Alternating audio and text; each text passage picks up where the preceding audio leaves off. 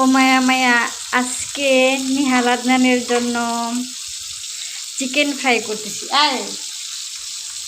Chicken fry করতেছি। প্রত্যেক বৃহস্পতিবারে ওদেরকে চিকেন ফ্রাই করে দিতে হয়।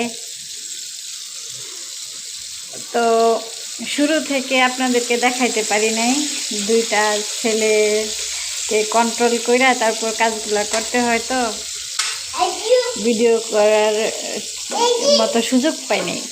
তো এখন আরও আছে এখানে। এখন ভাজা থেকে শেষ পর্যন্ত খাওয়া পর্যন্ত আপনাদেরকে দেখাবো, আশা করি দেখবেন।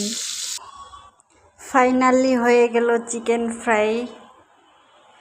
তো কমেন্টে বলবেন এগুলা কি সত্যি চিকেন ফ্রাইয়ের মতো হয়েছে নাকি অন্যরকম।